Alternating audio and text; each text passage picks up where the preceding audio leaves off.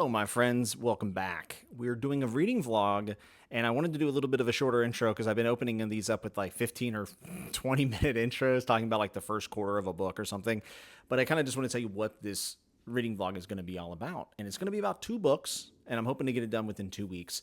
And the main one is going to be a return to epic fantasy and to one of my favorite authors. I read the novella that supposedly comes right before this. I absolutely adored it. I thought it was amazing. The Witchwood Crown, The Last King of Osten Ard. I'm finally getting into the sequels of Memory, Sorrow, and Thorn. I just called all the Osten Ard series. Tad Williams is one of my favorite authors. I've interviewed him here on the channel. I love Memory, Sorrow, and Thorn. I love The Heart of What Was Lost, which goes right before this. This is a chunky boy. He is thick with 5 C's, I would say. And the font isn't exactly big. So this is going to take a while, but I'm going to give it a lot of attention. And I am so excited to get back to a big, epic fantasy world with lots of cultures, lots of areas to be, many POVs, I'm sure new ones, as well as old ones from the prior series. What I am not going to do going over this book, because I had reservations about doing a reading vlog, talking about a book, technically a book 4 or 5 in a series, but it's the beginning of a trilogy. I will not mention characters' names, hopefully, from the first trilogy, so you're not spoiled whether they make it or not through Memory, Sorrow, and Thorn, because a lot of you still need to read this, and I am judging you through the screen right now for not reading it. Not really, but I wish more people would, because I know the big release this year is Brandon Sanderson's Stormlight Archive 5. I'm excited for it. The 5th book. I'm excited for it. But at the same time, Tad Williams has been doing this for decades and decades, and has paved the way for people like Brandon Sanderson. So I think if I could do anything, maybe with this vlog and with future videos, is to drum up a little bit more excitement for this conclusion of the sequel trilogy, which is now 4 books, of course, because Tad Williams wrote a book so big they had to split it, series. Epic, true epic fantasy.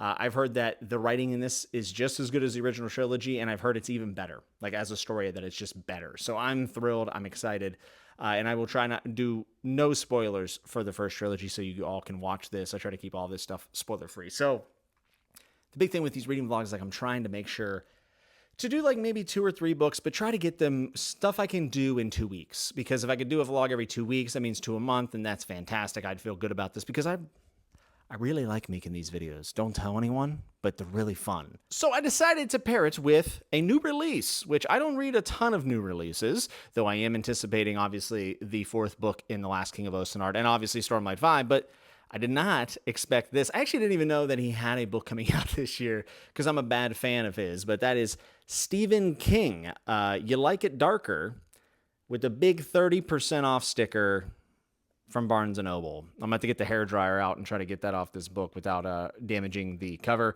One, it's a first edition, so I was like, oh, I'll grab it. But in a new Stephen King book drop, there's always a little bit of trepidation because the man's, in his 70s, and he has hits and misses. And he misses a lot. And he's getting older. I don't hold it against him. He still has flashes of brilliance, but I'm a huge fan of short stories. I'm a huge fan of horror short stories, and I'm surely a fan of Stephen King's short fiction. Night Shift is among one of my favorite collections. When I think of Stephen King in the prose form, I'm all about it. And when I say prose form, it's really because I also love Stephen King adaptations. It's how I actually got into his books, from watching his adaptations when I was a child. So I think with the short story collection, it being a new release, that's kind of exciting. And I can react to the stories as I go through this vlog, and it'll be kind of my background read as I get through the mammoth that is the Witchwood Crown. I plan on reading about 2 or 3 more King this year towards the end of the year. So this was kind of unexpected, but I think it'll be a nice companion, nice new hyped release for one of the most popular authors of all time as I also go through Witchwood Crown. So without further ado, that's the intro, and it's under 5 minutes. I'm getting slightly better at this vlog thing, don't you think? Oh, and the B-roll from this, I'm not going anywhere cool or fancy, so most likely it'll be from my Puerto Rico trip that I took back in January. So I'm not in Puerto Rico right now. I'm not going to Puerto Rico, but I have some footage and pictures from then, and I never got to really share them out. So that'll probably be in the B-roll, and then lots of cats, I'm sure. So thanks for being here. Let's have a good vlog. I'm feeling good. Also, do you like the shot? The shot's great. See, I can't help but to talk to you all when I'm on this. It's the start of summer. I have a lot of energy, and I just drank coffee. So let's get it. Let's get it. Let's go.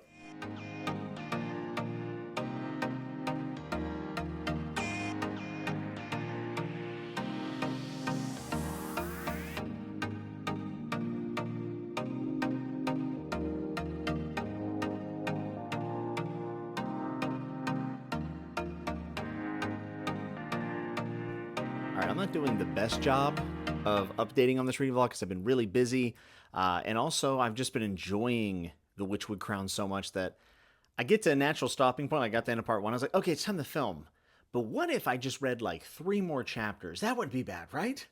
So I've made pretty good progress with the Witchwood Crown, and I've definitely made some progress in You Like It Darker. However, not as much. I'm enjoying You Like It Darker by Stephen King. But the primary read for this reading vlog is the Witchwood Crown. You can see I'm a little bit over halfway through this book. And kind of started out this vlog with explaining, why these books, what I was thinking, feeling at the time. So now that I've started Witchwood Crown, how does it feel to be back in Osten Ard? Obviously, I read The Heart of What Was Lost, which is the bridging novella, but it's a novella.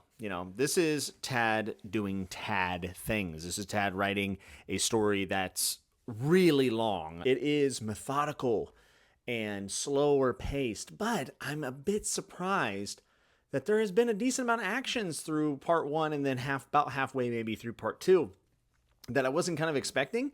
And I do think that even though it's slower and it is epic fantasy, so we're going to get the lay of the land, the cultures, the world, all the people in it, it has a pretty good pace to it, especially for a Tad Williams book where Tad tends to take his times, and in some scenarios, like in Otherland, I felt like he took way too much time. I love his approach to writing fantasy or sci-fi or anything, especially when it's epic. So it is that. It is definitely that. But there are some surprises, some action that I didn't expect to see. And I am feeling the slowdown a little bit here in part 2, but I think it's for very good reason. So what's it feel like to be back in Osten Ard? It feels damn good. And it kind of feels like I've been thrown into this river, and sometimes it feels calming and peaceful and enjoyable. Sometimes it feels exhilarating and intense, which is the kind of the surprise here of the first part. And then there are also times where it makes me feel a little bit reflective, but I am overall just very immersed in what's going on around me to be back in the world. Witchwood Crown compared to Dragonbone Chair, I have to say that I love beginnings. I love the start of things. I love being introduced to a world, getting dropped into it, learning, getting my footing. Dragonbone Chair is a book that a lot of people bounce off of because of the pace of it. I think this pace is just a little bit better, but also I think the scope of this book is bigger, and dare I say better. I think this might be a better book than Dragonbone Chair. It's hard to say that because everything that's in this book had to be built upon from Dragonbone Chair, Stone of Farewell, and to Green Angel Tower, so it feels a little unjust to say that, but say what I said, I think Tad's become a better writer. And the world itself is even more interesting. He's flushing out a lot of stuff that I thought was already flushed out in the first trilogy. And if you've read Memory Sorrow Thorn, you know he does not, you do not lack for any detail about any of the places that you hear about or the people that you know about. But he's doing that here to an even greater degree through a whole, basically, generation that has passed. I'm going to go over just a couple of the things that maybe, I'm not going to say are negatives, but maybe a slight concern. But first, I want to address the fact that all of the new characters that I'm seeing in this are so good. They're so good. And the characters that are from Memory Sorrow Thorn, I'm not going to mention names, so I don't spoil the Memory Sorrow Thorn for you. I feel like I am with my old buddies, and I do feel like that they've aged, this, whatever it is, 30 years or whatever it is between the series. And the world has changed, and the new characters that we're getting to see this world through, interacting with old ones, providing new viewpoints. They were not there for the events of To Green Angel Tower, so how they view those events is really fascinating. Tad Williams is never going to introduce a character to you or a place and not give you everything about it. So in that idea, like the scope, there's so many characters. Like there's so many characters in different places, and it all gets flushed out. So the scope is just kind of mind-bogglingly big, and again, underrated in the genre. Particularly, there's a character that I to get jump. I'm not feeling it too much. He's a younger guy, and Memory Sorrow Thorn very much has a coming of age story inside of it, right? Simon Mooncalf, as he's known, and it feels as if we're getting that again in a different way, but we are getting it again. And at first, I wasn't really feeling this character as much. But then in part 2, in this kind of like lull where things have kind of really slowed down, we're not jumping around as much as we were, There's this really big scene where he's kind of pushed out of his comfort zone. He is talking some trash and has to kind of like put up or shut up. And he goes through this really crazy experience and has like this vision. Yada. I'm not going to spoil anything, but I think that's a moment where people could be like, oh, for heaven's sake, can we get back to the Renamen, or can we go to the Norns, or whatever it might be? But for me, it just clicked. It said, man, this is his chapter to become an impactful character, to become a centerpiece of the story. And I loved it. I thought that Tad Williams did exactly what he set out to do in that chapter. So even though, like I said, it's kind of slowing down a little bit here in part 2, it worked. It worked, and those moments are what leads to character development and changes, which is what's exciting to watch in epic fantasy when you're attached to the cast. Now, here are some concerns, not negatives necessarily, but concerns that I have. I mentioned there's kind of a coming-of-age story in this one. There was in the last one. The main conflict is there's so many things happening around the world. To point to one conflict and say this is it is not true. There's a lot of little things going on, and how these things are all going to interact with each other and come together and be tied up, I have no idea.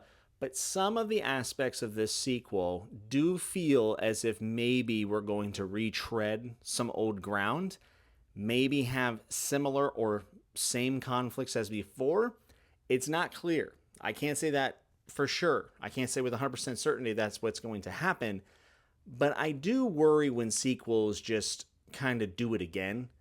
I think a lot of people had this problem with John Gwyn's sequels in the Fallen series, the Banished Land series. Whenever he wrote the sequel trilogy, a lot of it, there was some differences, but a lot of it felt like we're going to do that again. That is a bit reductive because in the Banished Lands, there's a whole other conflict with basically the authority that ends up taking over at the end of Faithful and the Fallen. Same thing here, kind of. I think that one side of the equation is far more nuanced now, and we have a lot more context, which does make it more interesting. But you're hearing older names mentioned, and I'm just hoping that it isn't just a rehash. There has to be a whole lot more. And I think Tad Williams is class. Like, I think he's the dude. I think he's talented. I think he's one of the very best in the genre. So I'm expecting something more.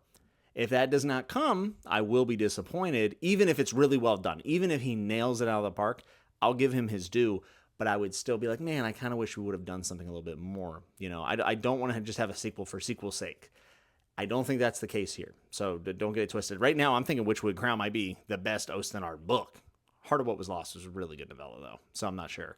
But the point of it is that even though I have some reservations about whether or not we're going to rehash things, I am loving this, and I'm blown away by the scope. It's been a while since I've read like a big, chunky, epic fantasy.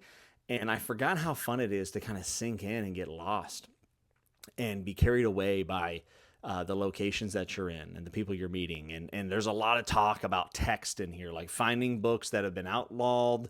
Not maybe not outlawed, but like lost and have evil powers. And that's just a trope that I really like. Another thing about Tad is that this dude just does fantasy tropes the best. Like there was a giant in the first 100 pages. I lost my mind. I love giants. And I love Tad Giants, and then there was this goblin attack, and I'm like, okay, all right, this is the good old classic fantasy, but dang, he does it better than any of you, at least in my opinion. I just feel like he puts a little bit more mustard on the prose here, for lack of a better term, and you can feel it as soon as you get in there. I mean, the atmosphere is great. That's all I'm going to say for now, okay? There's been some action. A whole lot of setup, and the scope is even bigger than Memory Sorrow Thorn, which is crazy. I've had a trouble putting this one down. It's a huge book. It's a methodical pace, but I'm in. I'm all in. So You Like It Darker, the short story collection from Stephen King. I am, 5 stories in? So I read The Two Talented Bastards, which is about 60 pages. I read The Fifth Step, which is 10 pages. Willie the Weirdo, which is about 12 pages. And then Danny Coughlin's Bad Dream, which was like 152 pages. So 2 longer short stories, maybe even a novella you could call one, and then 2 really short ones. I like when King just tells me a story. And that story, some of the times, doesn't even have a whole bunch of unique aspects to it. And I would say that that is pretty much the case here. Two Talented Bastards, kind of a mysterious tale of how people found success. And then you have 2 shorter stories that are really based around like a lot of tension and dialogue, which is amazing, and then the one is creepy, like really really creepy, like King at his very best when it comes to like making you shake. Willie the weirdo, he's a weirdo, and the intensity in the fifth step and the conclusion of that was truly amazing. And then you have Danny Coughlin's Bad Dream, which is more like an eerie, what's the word I'm looking for? Almost like a supernatural crime thing. People having dreams that seem to be prophecies almost, or something like. I'll let you figure it out. They're short stories. I'm not going to try to ruin them for you, but King is telling us stories in this collection so far that you've seen before. I don't think that Two Talented Bastards is the most original story in the world. I don't think he necessarily does anything that is surprising. I also didn't feel anything was really surprising with Danny Coughlin's longer story, but they were good stories. They were solid, and I like them a lot. King succeeds for me whenever he's doing a lot of dialogue between people, when he's building out the little town, and whenever he is going into the scary, more demented stuff, the weird stuff, the stuff to make your skin crawl. And he has a way of mastering silence. There's a scene in the first story of just silence in the woods, and I felt it. I really felt it. Kind of looked around like, okay, I'm not in the woods. I'm good. But like he knows how to nail that eeriness. So for the things that King's, in my opinion, does like super well, he's doing them at his best here. I'd like to see a little bit more from the longer stories. Not the most unpredictable stuff, I guess you could say. But they're also not hanging around too long, which is really important. And they're solid, short stories. The one, interesting thing about King is like just stylistically what he does is so funny to me. He'll introduce you a character, be like, he does these three things, he doesn't do these three things, and he tries to be a decent guy. And then moving on, like you've been introduced to the character, these are the things he does, these are the things he doesn't do. Let's get to the story. Let's move to the next scene. And in short stories, you kind of, it sounds very like plain and, maybe even slightly cheesy or an easy way of doing it, but it just kind of works, especially in the short story format for King. Because in a short story, you have a little bit of real estate, you have constrictions, get in, get out. We got to go up, down, boom, we're done.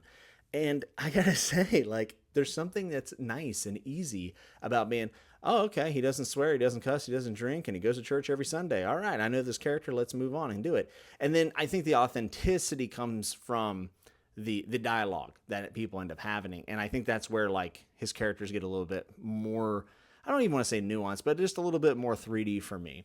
And he writes with their personality in mind a lot of the time. So, I don't know, it's just interesting seeing King. Like, he's so easy to read because of that approach. But I could see why people might not like it. I don't have a problem with it. I think it really works in the short fiction realm. If you're someone that's struggling to tell stories and you're like, well, how do I relay this? Hey, man, King just lists things out sometimes. You can too. It's done well for him. I think out of these four, I like all of them. I think that the two shorter ones are actually better than the two longer ones, and maybe that's a hot take at this point. I don't know. I haven't really seen people react to this other than my friend Ben, who really liked it, all of the stories. But I think the two shorter ones were just really like they punched me in the face and I got out of them, and they did more along the lines of being very creepy and intense, and very tense, very, very tense. So I like these stories. It's been a fun read. It's not calling to me to be my primary. I'm Witchwood Crown. I'm much more interested in. But, I will finish this, especially once I have Witchwood Crown. I'm going to blow through this super easy because it's easy to read. Also, don't tell anyone, but I started Expanse Book 3, and it's a slammer, but I'm reading it very slowly until I have these two books, You Like It Darker and Witchwood Crown, wrapped up. Probably won't have that in this reading vlog. I'll probably just talk about Expanse 3 in my wrap-up for this month, the month of June. So, yeah, that's it. I'm going to be going down towards like Rosedale, Virginia this weekend with some friends. We're renting an Airbnb, and I hope to get some cool B-roll from the Blue Ridge Mountains. I think that's going to be really dope. Very excited about that. And golf lessons are going okay. I like it, but I'm still really bad. So when does that stop happening? When do I start being okay at the game? I think it's going to take a while. Anyways, that's it. That's all I'm reading, and I'll try to update more frequently rather than just getting lost in Osten Ard. But Tad, you're a mad lad, Tad.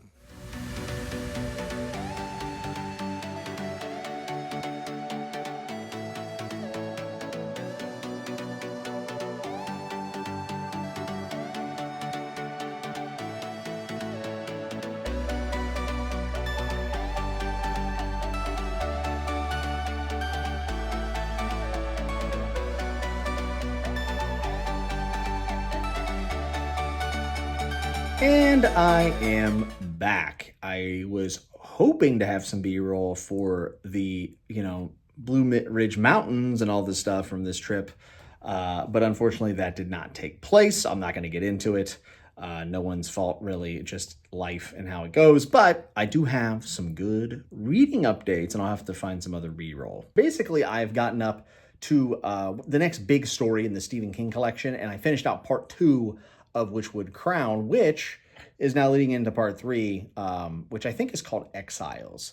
And I'll talk about Witchwood Crown because I kind of said, it's slowing down a little bit. And what I didn't really realize is that it's a little bit geographically based. So a lot of what we saw was happening at the Hayholt and around people that are in the Hayholt. I'm trying not to say any characters or anything, but essentially saying, hey, this is all that's happening. There's a lot of intrigue, actually, which I really, really like, and are people who are moving pieces that people don't even know are in the game. So it's really good. Like the politics and Tad stuff is always pretty good.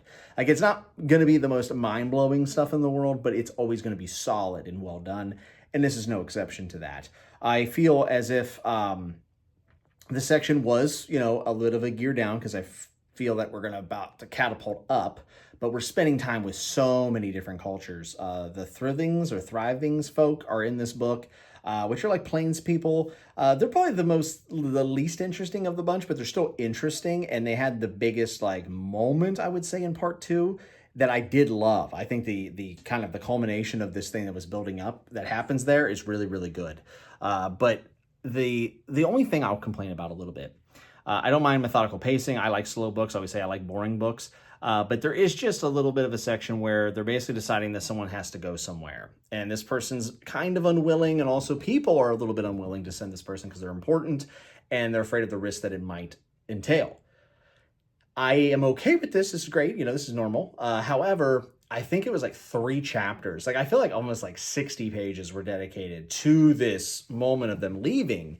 And not once did I ever believe they weren't going to go. And everyone else knew that they were going to go. I feel like Tad took his time to get to this point. And I'm like, I get that you wanted to get everyone's reactions and what they think if that person should leave or not. But it went on a little long. And that's okay. That's okay. That doesn't hurt the book that much. But it just felt like a little bit of long in the tooth. And of course, that person is now set out on their journey. Just like I assumed they would after the first time we talked about the situation. But it's not the biggest deal in the world. It's a nitpick. There is a character from the first trilogy that is kind of seeing things and realizing that they're all pawns in a bigger game. I love it. I love it. I love it. I love it. And I loved him also in the first trilogy. So the reoccurring characters are not just awesome because I miss them, but because they're getting better. And they're better than they were even in the first trilogy. So that's great. We are now into the third act. I expect some fireworks. I expect some swerves. And I'm not totally sure where everything's going with the intrigue. And again, many, many different places and cultures and people to keep track of. It's a little tough. I'm using the glossary in the back. The glossary is I think it's 30 or 40 pages. This glossary is massive. It dwarfs the one that was in Memory Sorrow Thorn, to give you an idea. So if you're into that, this is the one for you. I am. I love it when it's done well, and it's done well here. So the Stephen King stuff. So I ended up reading more stories, and now I'm to the next bigger one, which I heard is a sequel to one of his other books, like a kind of a direct sequel. I don't know if this is true or not, and I'm not going to say it because you might want to be surprised. I feel like there's a lot of Stephen King universe connections here that I'm not getting because I haven't read all of Stephen King yet. I've read The Dark Tower and some other things, but I haven't read some of the other big ones. So I might be missing some of these connections. There was a story about essentially a family traveling in a car with a grandfather, and some bad stuff happens. The grandfather character is my favorite thing maybe of the collection so far. He's just an old grandfather just kind of telling telling it like it is. But he's all, I don't know. There's something about the rawness of the character that I really loved. And I thought the story was funny. And also, I felt like the payoff was great. There's a story called Finn, which I heard had been actually released back in, I think, 2021 or 2022 for a Scribd exclusive. And this one is a little bit more psychological. The ending is more open-ended. And I'll be honest, I didn't really like it that much. I don't think it's bad. But this story feels like one that people are going to point to and be like, yeah, that was sick. Whereas, I don't feel that way. I thought it was just okay. Still enjoying the collection. I'm most excited for the story I'm about to read right now, which is Rattlesnakes. Everyone that I've talked to has said this is their favorite of the collection. So this is kind of the make or break moment to where, like, is this a 3 or a 4-star? I don't think it's going to be a 5-star for me. I think it's really great for the most part, but it is lack that one story so far to really knock my socks off. And hey, maybe Rattlesnakes would be so good I would give it a 5. But overall, I'm having a good time with it. I'm excited to get it over with just because I have other stuff I really want to read. And these short stories are kind of supplement as I work my way through the massive brick that is Witchwood Crown. So that's my updates. The King stuff continues to be interesting, and some of his characters are just home runs. And I mentioned my last update that how he was just like listing characteristics of characters, and it's an interesting way to go about it. I could see it grading people or saying, hey, look how effective this is. Either way, he did it again. Yeah, so this is not a one-off thing. It's definitely a King method of getting across what a character is. So I'm happy to be home after somewhat of a stressful weekend. I'm just glad to be home and I can get more reading done. So my next update, I hope to have part 3 done of Witchwood Crown's about 200 pages. And then I hope to have You Like It Darker done as well and come in with my final thoughts. Why is there a monitor on the ground back there? What's up, Bobby?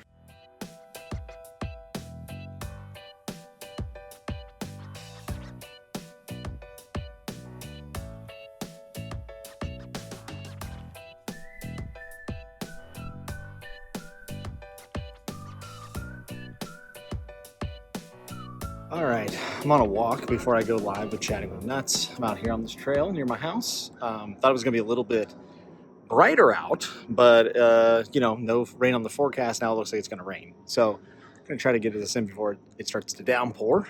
I love walking out here. I actually walk around here a lot whenever I am finishing up a book because I like to process my thoughts while I walk. And I just finished up You Like It Darker by Stephen King. I finished Witchwood Crown about a day and a half ago. But You Like It Darker, King saved the best for last. And from what I understand, the last 3 stories I think are the most recent ones he wrote. I might be wrong about that. But you have Rattlesnakes, which kind of a spoiler, but it's a direct sequel to Cujo. And then you also have The Dreamers, which is this really weird story that has some like Lovecraftian pieces to it. And I think that's the one at the end he said thinking of Cormac McCarthy, which I thought was weird. I might be wrong about that. And then the last one was The Answer Man, which for me was almost like not a Wishmaster per se, like that horror movie. But, knowing things before they are going to happen is such a good thing all the time, especially when the thing is horrible. Who knows? These are the 3 strongest stories in the collection for me. They also were decently long. I mean, not terribly long, but they were the longer ones. I think Rattlesnakes is my favorite, followed by The Answer Man, and then Dreamers. These are kind of almost head and shoulders above the other ones that I read in the collection and really elevate the collection quite a bit. It's not my favorite King of all time. I keep putting my finger in front of the camera.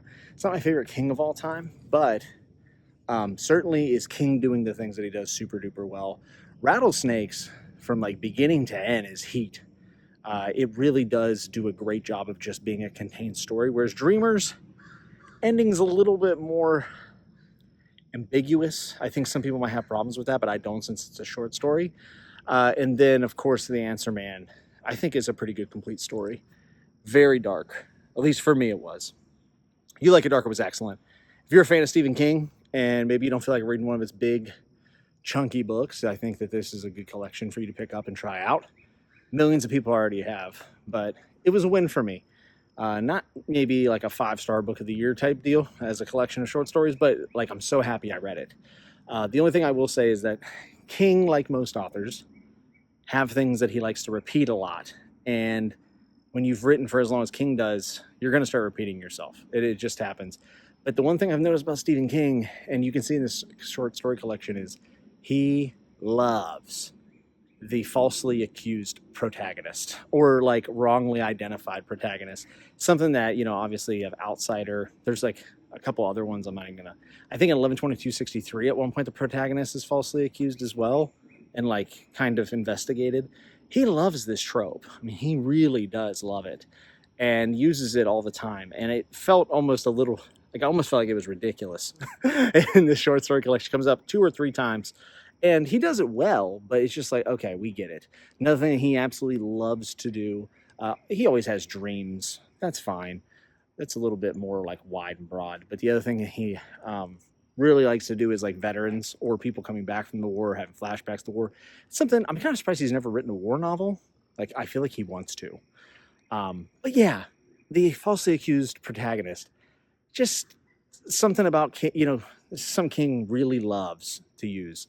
I will say, I was going to plan on reading 3 Stephen King novels at the end of the year, and I feel like maybe I got my Stephen King fix. By the end of the year, I'll probably feel a little bit different. But right now, I'm like, do I really need to read 3 Stephen King books at the end of the year? Probably not, right? I feel like I got my King fix here. But those books might end up being better. Also, the collection does have a ton of connections to his other works. Not that they're necessary, but they're clearly there. Even stuff I haven't read, like Doomickey was mentioned, which I really want to read. I actually think I was going to read that at the end of the year. So if you're a Stephen King fan, I think it's a must. And I liked it. Had a good time, even though there was some repetitiveness. And some of the stories weren't great. Like Finn was my least favorite by far. But now we got to talk about Witchwood Crown. And one of the things I love about walking out here, I'm sorry this is so shaky and if you can hear airplanes and stuff, but one of the things I like about walking out here is like seeing the green reminds me so much of like Lord of the Rings and classical fantasy. And Tad Williams is my favorite person that does like classical epic fantasy, more so than Tolkien or anyone. You know, when I think of epic fantasy, I think of Tad Williams. And Witchwood Crown ends in a manner.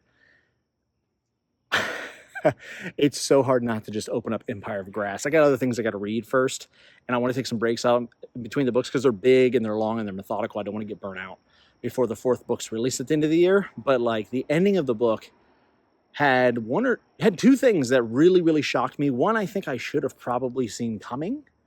The other one, I think, is just a genuine shock, and it is a slow burn. The book will be considered boring by maybe modern audience standards, but for me, that slow burn definitely paid off. And I got somebody coming behind me. I don't like talking to my phone in public. It feels egotistical. But I was genuinely shocked with the ending. This is a bit of a slow burn, so I don't know if everyone will love it. Maybe it'll be classified as boring to other people. I've heard people say you could start with Witchwood Crown. I disagree. I think you have to read Memory Sorrow Thorn. I think all the context from that series and all the like world building and setting that he has in the first series gets expanded upon and means a lot more. And I think that the more methodical pace is easier to swallow because you have all of that information from the previous trilogy. So I think Memory Sorrow Thorn's a must. And I also think Heart of What Was Lost, the novella between, the 120 page or something like that, have to read it. You absolutely have to read it. So I love Witchwood Crown. Now, did I like it as much as Dragonbone Chair as a first entry into a trilogy? I don't know. I think the book has a little bit of a better pace than Dragonbone Chair. However, the ending of Dragonbone Chair for me is so chilling. And like one of the things I remember the most from Memory Sorrow Thorn, Witchwood Crown ending is really good, but didn't have that same like, oh, they were like more smaller moments that have huge implications in book 2, 3, 4, for sure. There is one reveal, though, at the end of Witchwood Crown that got me excited. And I can't say why. So it's very close, but I think Witchwood Crown's a better pace book. I think Dragonbone Chair has a more monumental finish, possibly. So Witchwood Crown, huge thumbs up. Epic fantasy is alive. There are still people doing it to a very high level, and Tad Williams is the best, probably, for my money. And Empire of Grass, I'll be reading it in August. And if this reading vlog is something people enjoyed, then I will do another one. But if not, I'll keep it updated on the wrap-ups. There's a plane going overhead. Talking and walking is tough, apparently. But that's going to wrap up the reading vlog for me. I got somebody behind me. Feels like the beginning of a Stephen King book. But I hope you enjoyed the reading vlog, and I will catch you all in the next one. I'd like to give a big shout out to all my patrons, especially my Kingsguard, which include Bridger, Zan, Adam K, Emil, Jonathan J, Prithvi, Eric B, Chadia, Taylor D, Matthias D, Carlos, Yolanda, John C, John, Garrick, Evie, Henrik, Benjamin C., Sebastian M., Frank C., C. Scott, Jacob Wade, Darren, Jobot, Terrence F., Michael B., Lauren M., Nicholas E., Kai C., Kev, Ryan, Shad, Amanda V., Ikaika, RJ, Stuart C., Oscar A., Derry, Tanner, Stromboli Bones, Damon H., Kuiper, Adam, Caitlin S., Curran G., Slay, Mark J., Mike J., Darnell H., Sabo Archipelago, which I think someone put that name because I know I can't say that word, and Social Tias. Thank you all so very much. You are the best.